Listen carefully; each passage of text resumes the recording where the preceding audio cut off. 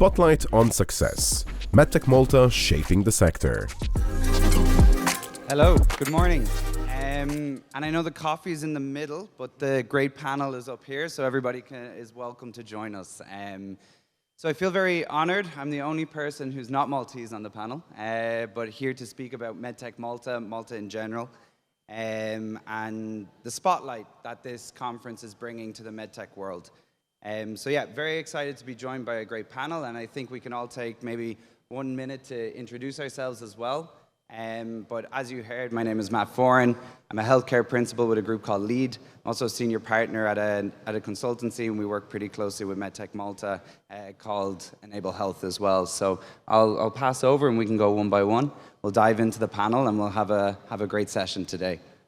So thank you, Matt. My name is Farrugia. I'm a professor of product development at the Department of Industrial and Manufacturing Engineering. And during the past 10 years, I was involved in a number of funded projects in which we developed a number of medical devices, especially for rehabilitation. And through these projects, we learned a lot, and we work a lot with industry, local industry, and also we have a number of collaborators abroad. Hello to everyone. Thank you for the introduction, and good morning to all. I am Malcolm Zammit, a mechanical engineer by profession. I'm currently the president of the Malta Chamber of Engineers. I will represent the engineering profession across Malta. And we are in touch with a number of members and engineers, including my colleague Philip, who are into projects and research in various fields, including the subject of today. In my personal work life, because with the chamber I'm a volunteer, I work with a medical device manufacturing company, Baxter, here in Malta, in the research and development function. Good morning. I'm at Grima. I'm a vascular surgeon at Mater Dei. I've been a consultant now for 2 years. And I also specialize what we call in aortic surgery, which is the main blood vessel of the body. And my special interest is trying to treat patients using minimally invasive surgery through small cuts in the groin and deploy large stents to try and divert blood away from the problem in the blood vessel. I also part of the what we call Vascular, which is a research collaboration across Europe, and we share registry data to improve patient care. And then I'm also a lecturer at University of Malta, just been appointed now. Good morning, I'm Louise Grech. I'm a pharmacist by profession, and I am the director of the Medical Devices Pharmaceutical Collaboration within the Malta Medicines Authority. The authority is the competent regulatory authority for medical devices, and we work together with stakeholders in the medical device industry to enhance vigilance operating against the European Union regulations of medical devices.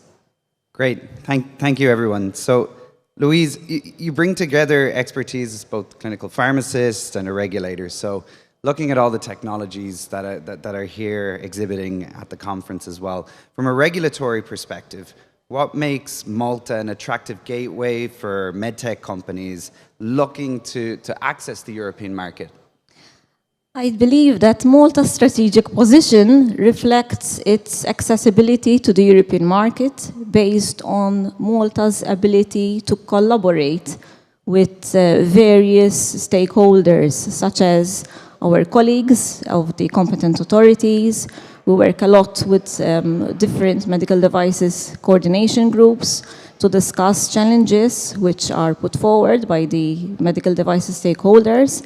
There is also good collaboration from Malta between the University of Malta and other collaborative members in the European Union. So I think bringing together the Maltese aspect and using that as a bridging gap to the European market, then the MedTech the startups will have a good gateway to access the European market through this collaborative approach. Great, great. And thinking about all the companies that are here today, what advantages does Malta have compared to other European countries, just from your own personal experience as well? I think our size is an advantage because in Malta, everybody knows everybody. So we can liaise very, very fast and efficiently together. For example, we can link with the Mater Dei hospital institutions, the University of Malta, the stakeholders, Malta Enterprise, we work a lot with them. So the fact that every institution works very closely and in a timely manner, that gives the MedTech startups a good facilitation process.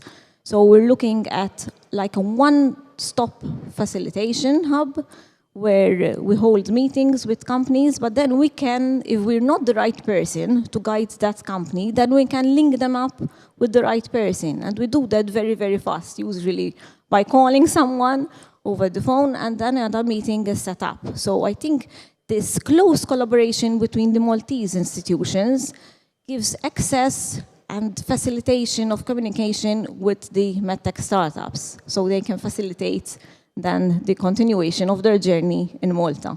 Yeah, and speed is such an important thing for startups. So to be able to pick up the phone and move things along at that pace. And you spoke about collaboration and the university, and we have Professor Farrugia here as well. And you know, you have an amazing background leading product development over at the University of Malta. So looking at your background, considering the broad ecosystem of startups that are here, there's two questions. One, I'd like to first ask a little bit about the Horizon 2020 funding that you had for your research, so we can also learn about that process as well.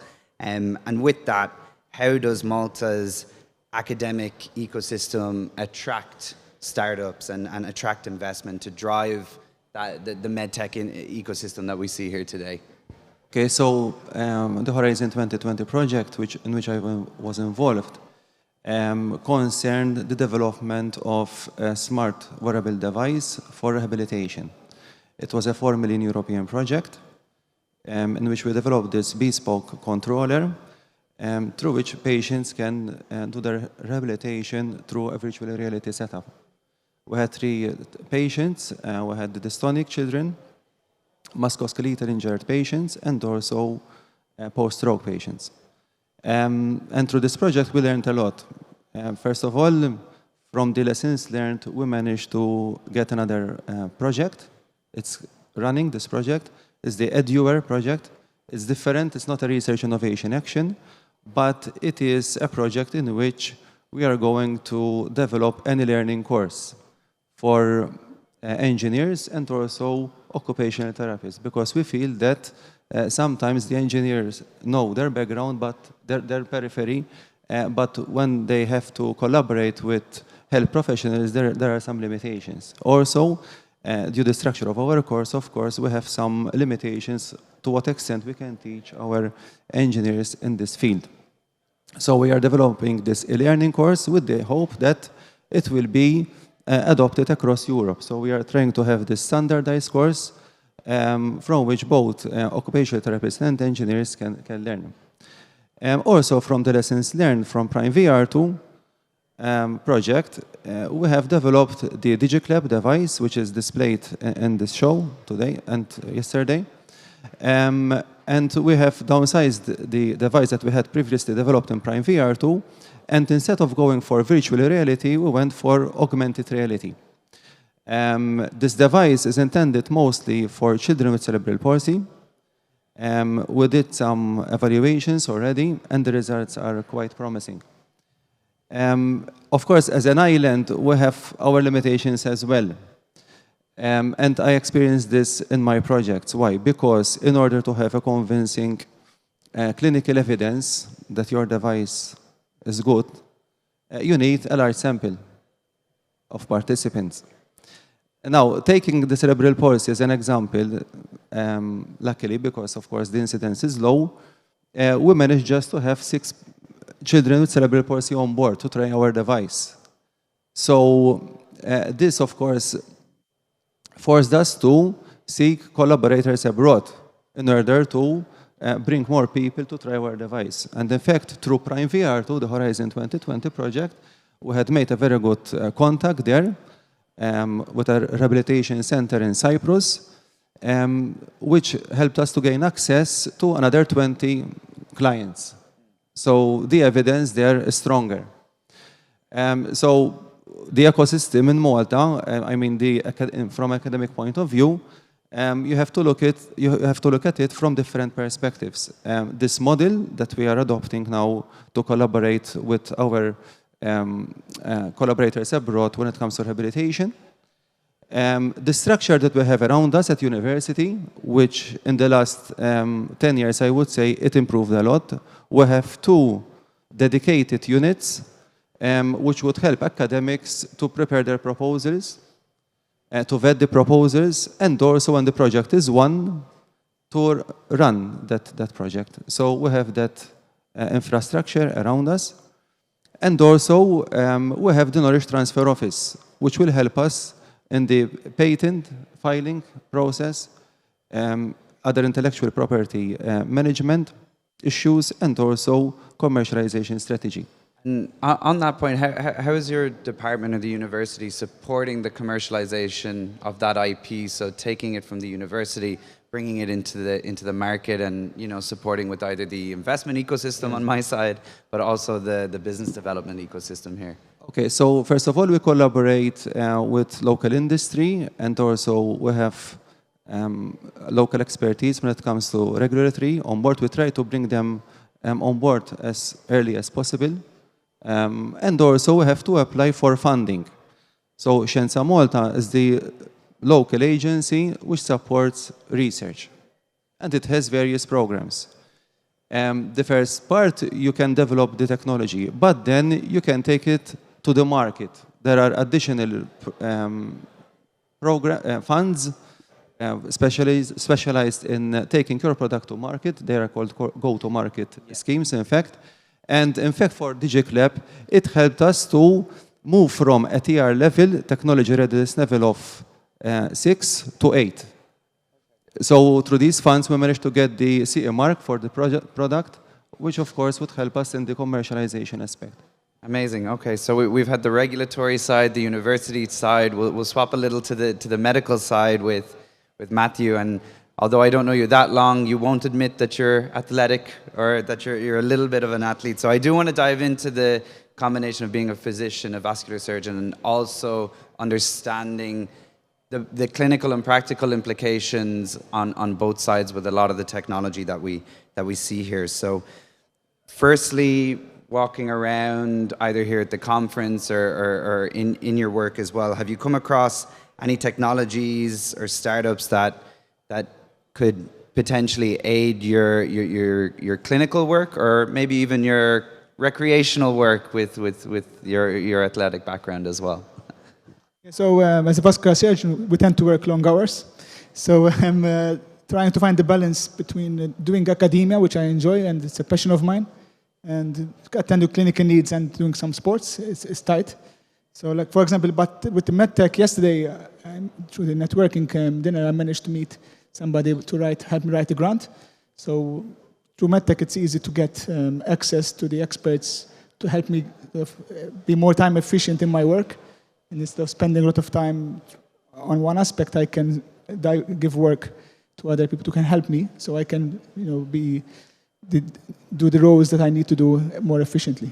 Yeah, and on that thread, what makes events like this, what makes Malta an effective testing ground or ecosystem for some new technologies for you to be able to work with and implement within your clinical practice as well? Potentially, this could be a 3-year process, a 5-year process.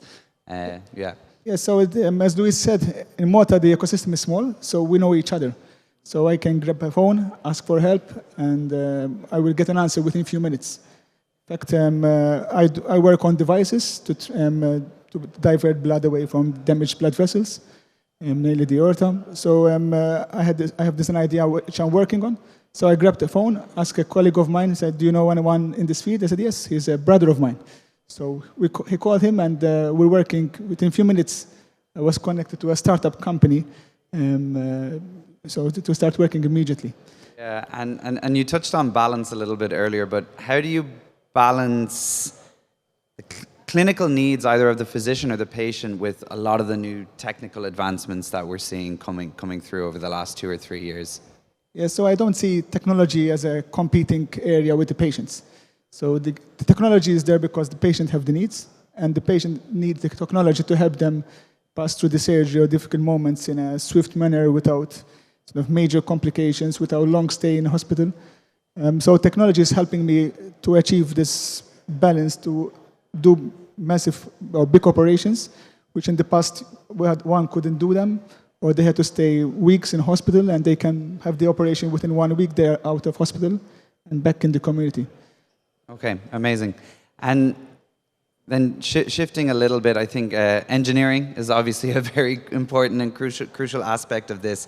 So Malcolm, in your capacity as president of the Chamber of Engineers and your experience working with large international companies, you see both local and global perspectives. So with that, how does Malta's engineering talent pool maybe support a lot of the international companies that are here? And yeah, we'll start with that one. Yes, I think a very valid question, because any MedTech company and any company which is working in this field relies on engineering talent. From my experience, we need engineering talent, but we also need life sciences background. So there is a great element of collaboration between different disciplines, which is not a maybe for the development of the device, but a must. I think when I reflect why even like companies like the one I've been working with at the past 10 years, one of the main aspects of our engineering backgrounds here in Malta is that our engineering degrees train engineers, young engineers, with a broad set of skills, which is applied in various industries. We appreciate that we are an island. We appreciate that our industry is more limited due to capacity reason, and therefore, when we are trained, we are given a broad overview rather than a more deep overview, which you can get after when specializing further. So that tends to make Maltese engineers versatile and adaptable in these various aspects. From what I recall, even on my day-to-day working life, I am an engineer, but I don't just do engineering. I need to go a little bit into regulatory. I need to work with clinicians. I need to work with various other fields, and that is part of the adaptability side. Yeah, and as we learned, you just need to pick up the phone and someone will know someone, and then everything works really quickly as well. So just touching on a couple of those points, and then thinking of myself as someone who's here who looks at Malta as an opportunity for a lot of companies. So what are some of the advantages that the companies here or anyone looking at Malta can gain from operating in Malta from an engineering perspective as well? Yes, I think all I mentioned is applicable to this question, because the talent side of it is a very important part to run a company. Whether you're doing manufacturing, which manufacturing of the devices tends to give more challenging day-to-day tasks, where you need to solve technical issues on the spot, but more so in the product development side. In product development, you need certain expertise, which you need to search for as well, complementary expertise. Like we can bring some examples. I appreciated you raised the close-knit nature of the community in Malta, having worked also on needs aspect when developing a device, you most of the time need to consult and get advice from the people who are using the device. So clinicians in this case, I look at it as who are the users of my device, clinicians and patients, Yes. both of them. So it's a very like human-centered approach to design, which is great. And then I think speaking of the collaboration point with the last 5 minutes, I guess I want to start bringing us together a little bit. So, Professor Farrugia, Dr. Grech, how do your respective institutions work together? And I know you touched on it a little bit earlier as well, because it'd be interesting to know how you're working together to help medtech startups navigate either it's the research landscape or the regulatory landscape. So maybe, would you like to start with this one?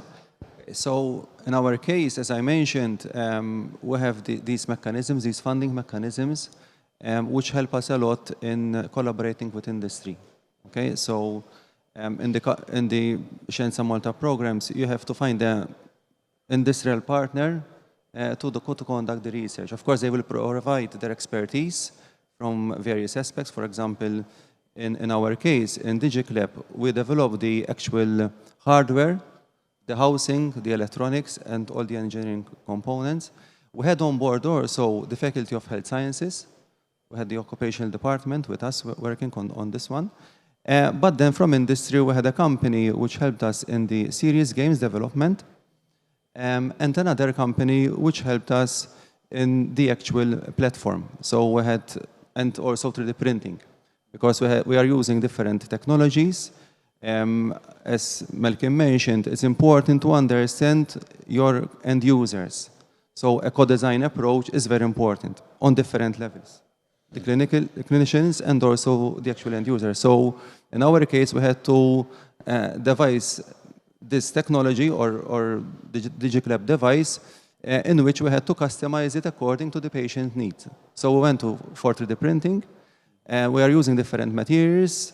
And we have also PhDs which are investigating whether the process parameters actually when you print would affect the user experience whilst the device is being used. So if you go into the research aspect and you sort of have a tight-sealed approach to product development, then of course your chances of success will be greater. Dr. Grech?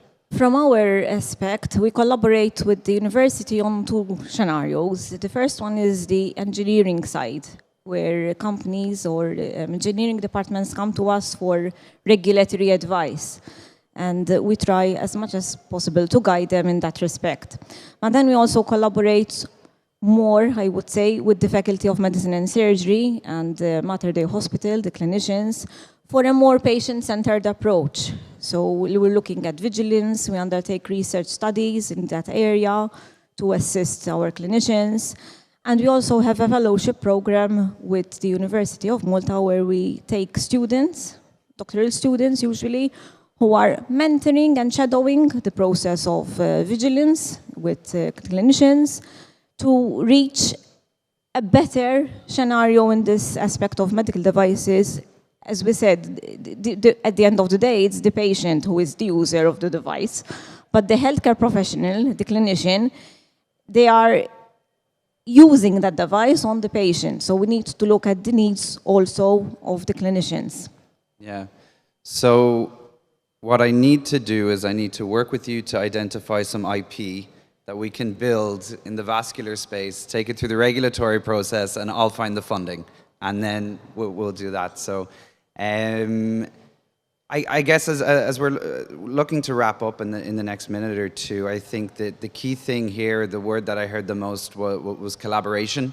I think efficiency and just having that shared network of knowledge, but also motivation to move the needle forward. So I know there's probably a lot of people interested in connecting with either you or your organization. So I guess the last question is, what's the best way to get connected with your organizations that can potentially support the development of some of these companies? And maybe, Louise, we can start with you and just work back, and then we'll wrap.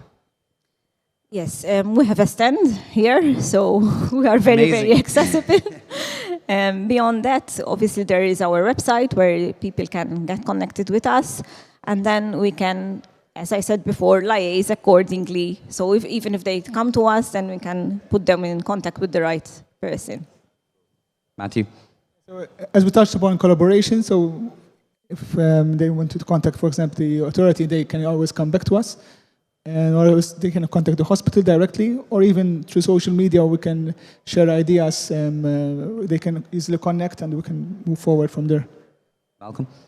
Yes, the chamber represents engineers of Malta, so rather than connecting just with the chamber, people can access the engineering community through the chamber. So some ideas, for example, if you're looking for particular expertise, or you're looking for one is looking to fill a specific engineering post, the Chamber of Engineers can help you so that we reach the right expertise that you need.